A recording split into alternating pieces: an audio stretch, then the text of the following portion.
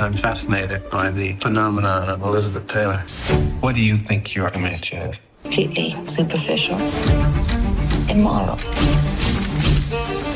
There's the person that my family know, and the other Elizabeth Taylor, the commodity. One is flesh and blood, and one is cellophane. I was a child actress thrown into the adult world. But in my own world, I was a terrified little girl. It's ticklish business any way you look at it. Come on, we'll stick together.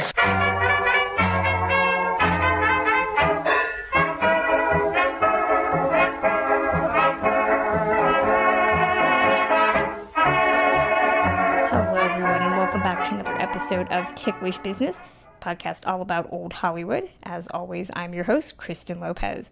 We're back with another special interview episode, this time in honor of the release of Elizabeth Taylor, The Lost Tapes, which you can watch via HBO or the Max streaming app.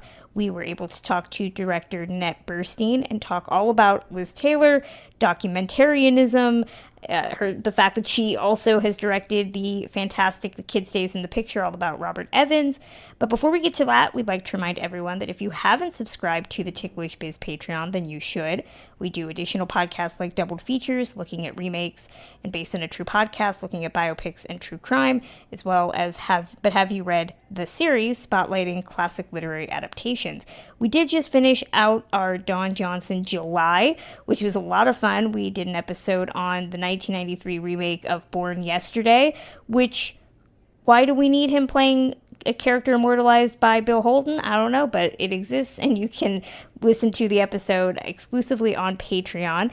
We also give out regular packages of gifts, host exclusive interviews, and let you guest on an episode. You can subscribe starting at just $1 a month at patreon.com/ticklishbiz. And don't forget, Emily and I are both authors. We are currently working on books right now. You can buy my book, but Have You Read the Book, and Emily's Viviana Valentine Girl Friday mystery series wherever you get books. Plus, our Redbubble store has some fabulous art designed by Samantha Richardson and Terrence Hiltz that you can get on a variety of items. It's also where you can find our popular Jean and Judy Makoko mugs and more. You can find that at ticklishbiz.redbubble.com. And if you're ever looking for an old episode, our archive of shows going back to episode 1 is always free. I know most podcasts do not make their archives free. I probably should have taken that note, but I didn't. And you can listen to every episode over at ticklishbusiness.podbean.com. But I'm going to stop yakking and let Nanette talk all about Elizabeth Taylor. Well, oh my gosh, Nanette, thank you so much for wanting to chat with us about this amazing documentary that you've put together. We appreciate it. Thank you for having me on your podcast. I mean, you've done other old Hollywood documentaries. I mean, most famously, The Kid Stays in the Picture on Robert Evans. What enticed you about Liz Taylor and wanting to tell her story in the way that you tell it? It was brought to my attention that there were these very candid audio recordings of Elizabeth that had sat in this journalist's attic for, several decades and hadn't been heard before. And, I was a fan of Elizabeth Taylor. I love classic cinema. One of her films, Who's Afraid of Virginia Woolf, made me want to become a filmmaker. I just thought, wow, what an amazing opportunity. How rare is it to have this megastar speak about her inner life without thinking that people are actually going to hear this one day, and speaking beyond the grave. And so I jumped at the opportunity to tell this story for that reason. I mean, there's been many books written about Liz Taylor and other documentaries, but I think what I appreciated, and Emily, you can jump in whenever, is that it really is that concept of letting her tell her story in her own words, whether that's talking about being a child actress or how she thought Butterfield 8, the film that gave her her Oscar, is, quote, as she says, it was shit. She did not like it at all. I guess, how do you craft a narrative when there is so much meat to work with? I'm sure you could make a 3-hour documentary. I guess, how did you craft a through line that is so succinct? Well, I had a North Star to it, and that was that what it was like to be a woman in the 1950s and 60s and be very powerful and strong-willed, but having to pretend they are not. And just all of the hypocrisy that went on, being slut shamed, her private life being dragged through the mud. Right. She just had to endure a lot. So a lot of the story, and these were the things that emotionally plagued her, that were the most compelling things that she talked about on these recordings. Even being really insecure about her acting abilities, or at least what the public thought of them, that they thought because she was hot, that they thought, oh, well, she's just a sex symbol or a pretty face, or and quote, when she thought of the idea of movie star, that just meant you were like good looking, but not necessarily talented, not, a method actor, not like this brilliant actress, even though she was playing some brilliant roles and some very edgy characters. I think that was a lot of the narrative structure that I gravitated to. I was not trying to do a cradle to grave. I mean, these tapes were all recorded in the 1960s, but I did want to do a coda because I didn't feel like the point of her story ended there. I thought what was really important to say, and would have been so just heartbreaking to leave out, was what happened in the 80s with her. There was these recordings that there were an interview that she did with Dominic Dunn for Vanity Fair in the 1980s. And she talks both about rehab. She talks about being single for the first time in her adult life and being comfortable with it. And most importantly, she talks about her philanthropic work, and that fame had always been the bane of her existence, or for much of her life. I mean, well, yes, she got to live an amazing life and be a movie star and play great roles, but it also just plagued her. And suddenly she realized, oh my God, this could be my superpower. I could use my fame to do the coolest thing I've ever done in my life. Like, she regarded it more than her movie roles. And that was raising millions of dollars and being outspoken about the AIDS crisis when nobody else was talking about it. And it was the thing that she was most proud of.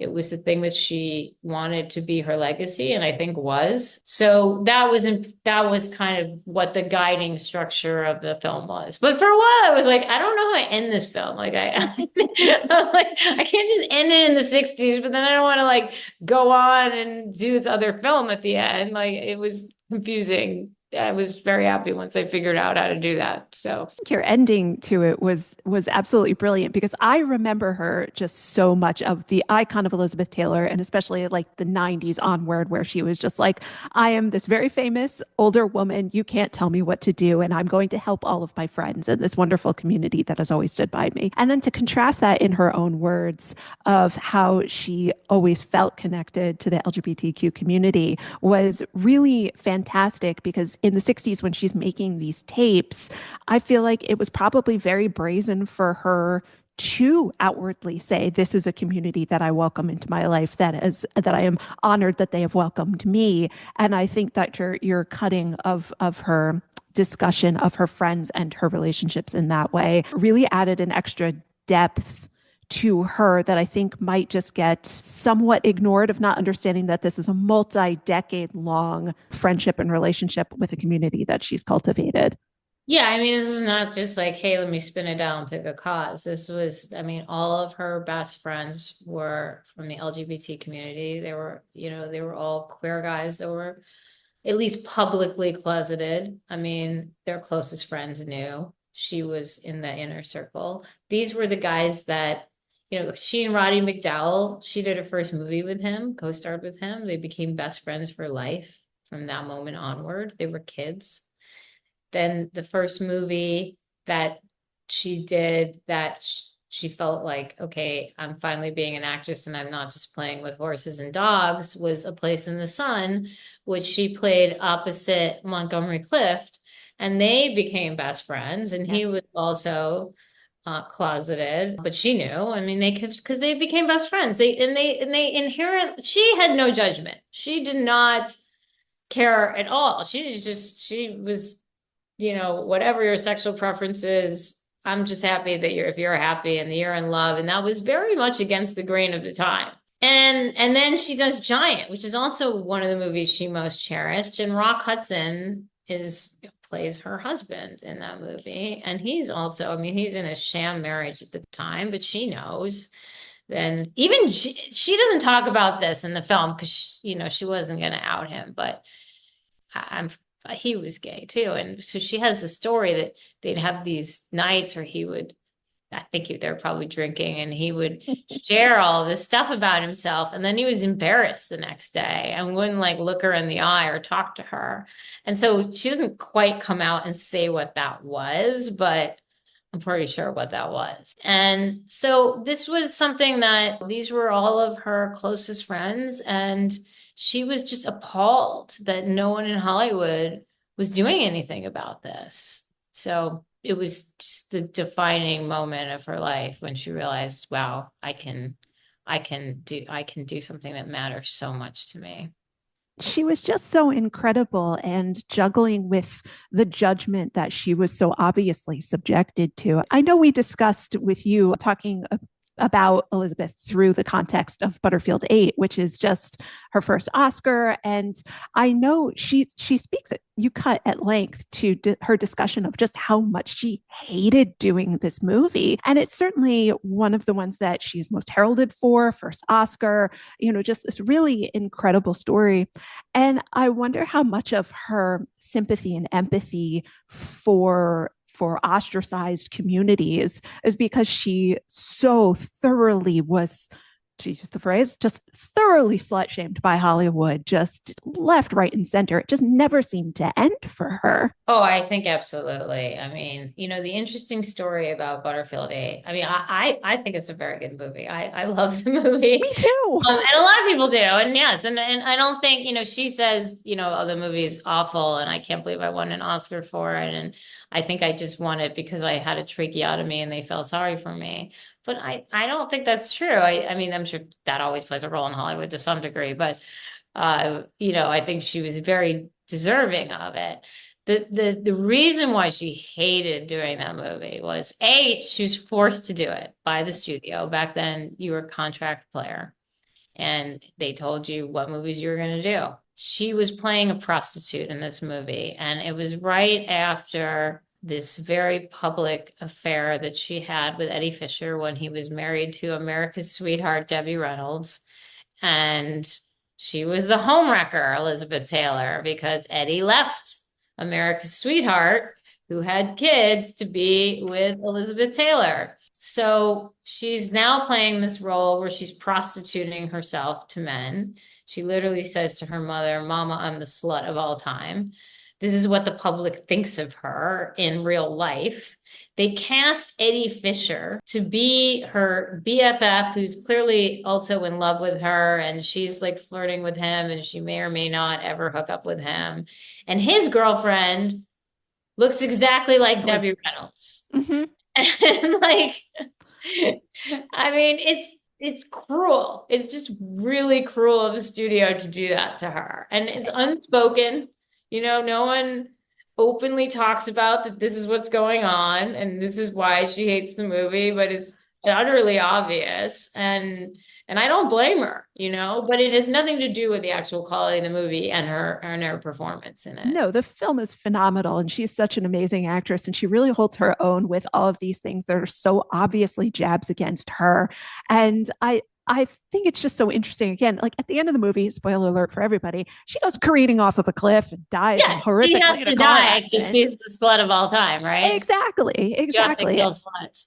And, you had to know she probably was just really, studio, this is the movie that you made me do. I couldn't have done some fluffy little thing where I was in a gown and looked gorgeous and rode off into the sunset of MGM. She's like, no, you had to kill me in a catastrophic car accident. Thank you. Now I know how you truly feel of me. I appreciate it. And then she's like, goodbye, studio system. And that was, she fulfilled her contract and never had to work for MGM again.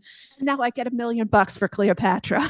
Exactly. Yes. And I couldn't imagine how she felt like the next year, Breakfast at Tiffany's comes out and you have Audrey Hepburn being like, oh, you're a call girl too, but you're the pretty nice curl girl that is allowed to be saved, not the Elizabeth Taylor call girl. Yeah, not the one who drives off a cliff at the end and probably deserves it. Exactly.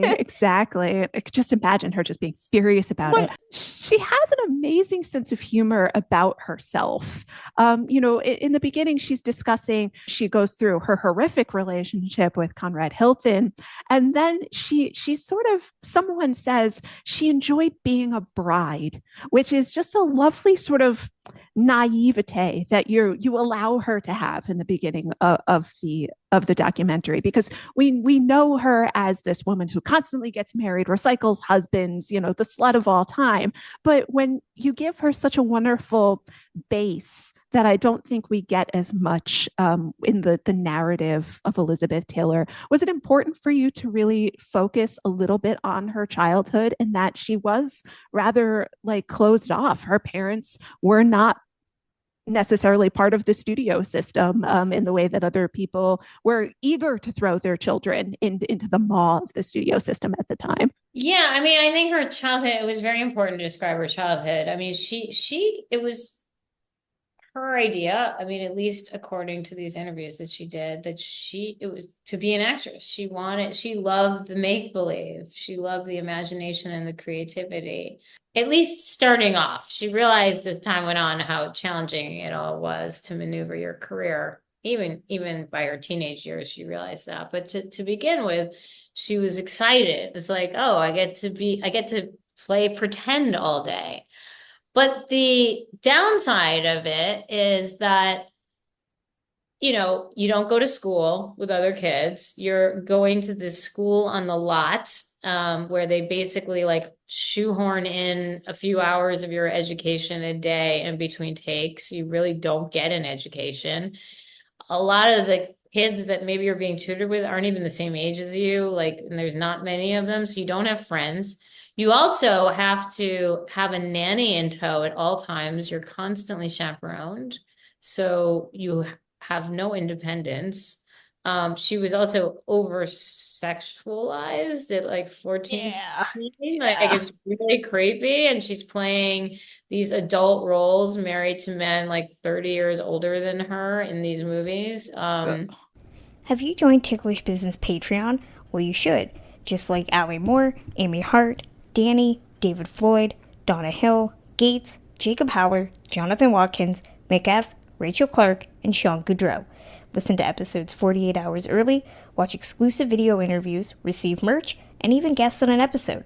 You also get access to bonus series like Based on a True Podcast, doubled features, and our latest series, But Have You Read the Series? It's all at patreon.com/ticklishbiz. And if you're in Los Angeles on August 25th, be sure to stop by the Los Feliz 3, where Emily and I will be introducing the 1934 comedy The Thin Man as part of the American Cinematheque's Friend of the Fest. You can purchase tickets now via the American Cinematheque website. Back to the show. Yeah, when she was like, I'm 16, but they're marrying me off in this movie to a man 20 years my senior. I'm going to kiss this 40-year-old guy and I've never even kissed in real life. It's just first kiss like 1 week before her. The poor girl. I don't know if you guys have seen A Date with Judy. It's a problematic fave of mine, but I think she's like 14, 15. And she looks like she's 25, but that's no excuse. And she's dating Robert Stack. She's got, yeah. I would argue she doesn't really look 25, but she's 25. But Robert Stack clearly looks 40. I don't even think he was 40, but he looks like a grown-ass man. Yeah, no, she just has this wonderful, almost insouciant, like self-awareness throughout the tapes, where she's just like, this happened to me. Can you believe it? And you can just imagine her holding a cocktail and being like, I cannot believe this happened to me my entire life. She was getting wasted all throughout those tapes. I mean, all throughout the tapes, there's like, they're drinking all the time. Yeah. I mean, later on, she went to rehab, and that's in the film, but that's when, she's doing an interview with Dominic Don in the 80s talking about in the 1960s. Yeah, she's hitting it hard. Happily, yeah. And at that point, she's married to Richard Burton, so she's like full on alcoholic. Yeah, I love that. That's you get those glimpses of it through the tapes where she's like, what time is it? Or doesn't remember the previous evening's discussions or anything. Right. Or these And are like 10 o'clock subject, or, like these related exactly. subjects. Yeah.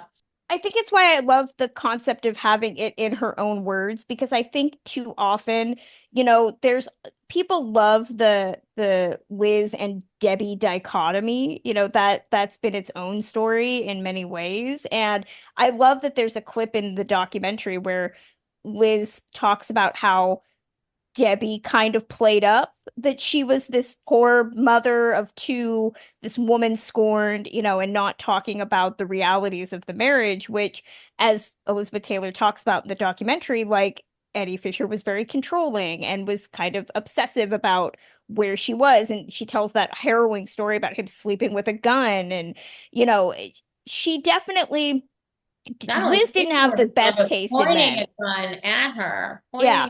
pointing a gun at her head and saying, "You're much too pretty to shoot." Right? I Like, mean, she didn't. I think people love to say she had the worst taste in men, but I think that's too simplistic. I think the fact is that men, much like, Rita Hayworth and that famous quote about men go to bed with Gilda and they wake up with me, but there's always this sense of yeah, yeah, yeah. ownership, that like they own or feel the need. But then Elizabeth Taylor played that up as well, isn't? I mean, she says in the documentary that the reason she loved Mike Todd, one of the reasons, is that he would dominate her. So she's so complex in the way she relates to men in this documentary and the way she talks about them. It's fascinating to me. No, it's true. It is very complicated. And she often talked about how she could only really be attracted to men or stay in a marriage and she felt dominated by them, which is why Mike Todd and Richard Burton were her quote unquote true loves, because they had that quality. She had been before Mike Todd, she had been married to this guy, Michael Wilding, who was this older father figure type. And she thought, oh, he's older, he's gonna dominate me, and he didn't. And she was like, yeah, I can't deal with that. I just wasn't into it. She couldn't deal with the soft boy. She didn't want a softie. Yeah. She wanted a certain kind of guy, who was, very alpha. And she was alpha too. So maybe that's why. Maybe she wanted, a lot of times alpha women want to be with men that they feel like can at least be on par with them.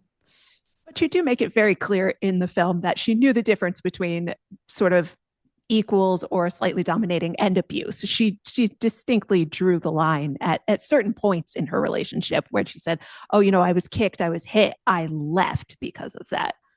She did, and she left right away. She left early on. I mean, she was 18 when she married her first husband, Nicky Hill. She was a virgin. She really hadn't even dated. She'd done these like PR dates that the studio had set up. It wasn't even real. And she'd always, as I said, she'd always had a nanny in tow. So she didn't have friends. She never even went to, she didn't go to proms. And I think she went to one dance in her life. And it was awkward because everyone's like looking at her. She's sort of, she's famous. And so she just didn't know who she was marrying, and when they went on their honeymoon, she locked herself in the bathroom for 3 days because she was terrified of, what was going to happen.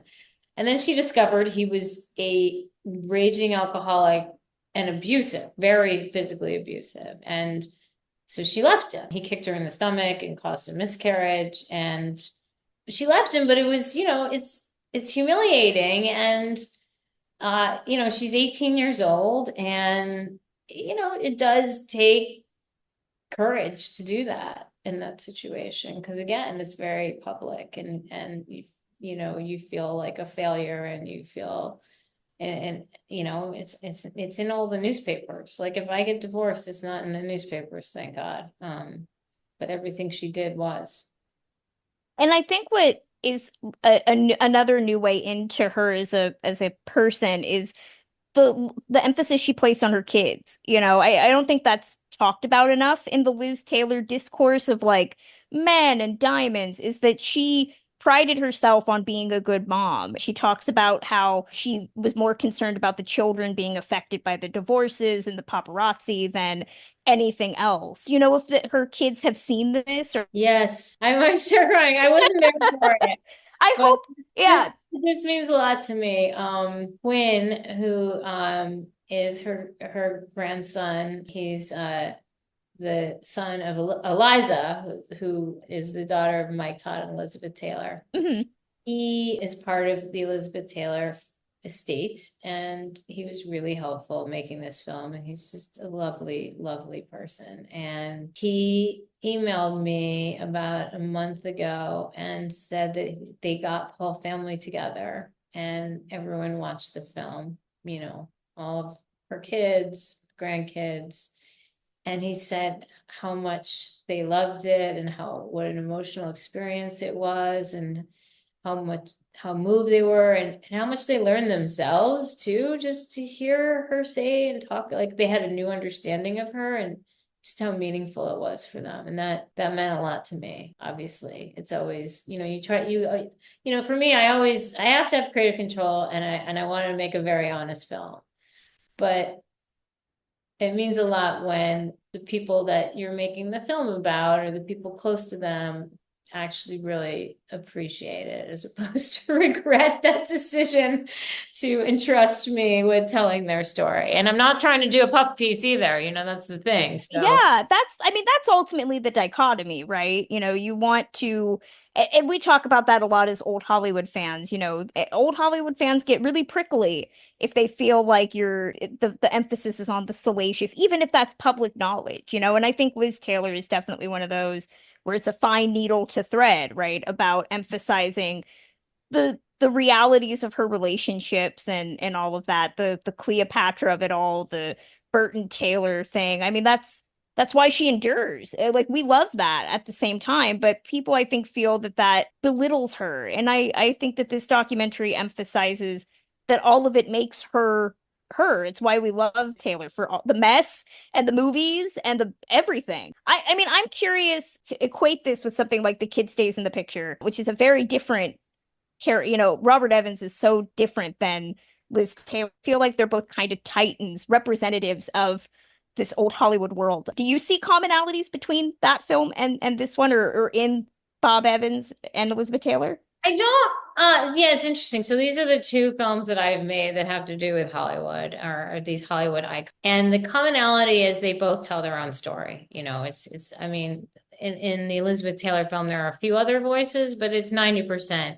her voice. But tonally, they're so different. I mean, Robert Evans' film is very much not just his side of the story, but unapologetically. And he's kind of right. A character in it, and he's owning it, you know, and that's sort of the point of it, you know, and it's all about image in Hollywood. I mean, the Liz Taylor thing is also a lot about image in Hollywood as well, but it's comes at it from a different angle. You know, it's much more of a candid, kind of naked, raw version of a celebrity, as opposed to a romp.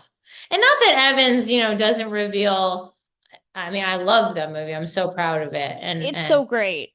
But it's a very different film tonally, in that way. But yes, they both are, you know, person's talking off screen for most of the movie, and we're seeing this enormous amount of archival footage that's graphically designed. Those are the two things it shares, and they're both Hollywood icons that went against the grain and that had to deal with the image factory of Hollywood, and you know, in similar and well different ways, because he was a man, but that was both a big part of their lives, because that's just what Hollywood is. Everything else about those films is different. When I was watching this, I wanted more. You know, I'm like, it's an hour 43 minutes. This should be 2.5 hours. It's the one time I actually asked for a longer movie. I was that enthralled. Are there avenues, elements, stories you wanted to include? People wanting more in your films, and not exactly. Like, oh my God, I was gonna. when is this ending? Were there things you wanted to include, but just for the narrative, where it was going, or time, you couldn't make fit into the space? Absolutely. Yes. Yes. That's definitely the case. And that's the case with every film. And then, sometimes it just narratively, sometimes the movie's just too long. And Is there anything specific that stands out about Liz that you wanted to include? No, it's smaller things that come up. Like there's a much longer story of what happened with Nikki Hilton and the abuse, and it just like you got it in a month. You didn't need to go into it, as we discovered. I mean, it's just, editing is all about weaning it down and shaping it. There was an interview that she did, but it didn't fit into the timeline. Like it was done post these tapes with Mary Men, but before these recordings that she did with Dominic Dunn in the 1980s. So it didn't really fit in, but it was really interesting to watch. And she's doing this long interview in which she's just so wasted. And it's just very revealing of how toxic and bad things got with her and Richard at that point. But it was after, it just didn't belong. It didn't work in the timeline, And I think too, sometimes you're beholden to the framework of your film and you have to stick to it. And I think too, you have such a good example of that already in the doc, in the sequence where they're on camera together and they're talking about like sniping at each other. And she's like needling him. Again, I think this is like next level. Like he cannot even put a sentence together. Plus, she's got this like crazy hairstyle and dress. You're just like, what is happening? It's like she just is so messed up. But yes, you're right. You can get the same idea in a much more subtle way from this other interview. And I think it's weird that again, that back and forth is what is so fascinating about the Burton Taylor element of it all, is to watch the two of them just like nitpick at each other and start an argument in front of a reporter on tape. That's like Who's Afraid of Virginia Woolf, right? Right? Yeah, exactly. And the nitpicking and the life imitates art. I know it's insane. Do you have a favorite Liz Taylor movie out of all of them? That one, actually, Who's Afraid of Virginia Woolf, is my favorite Liz Taylor movie. It's such a good one. I mean, I tend to be the outlier, as I've told people on the show. I love 40s Liz Taylor, so Little Women, still a favorite of mine.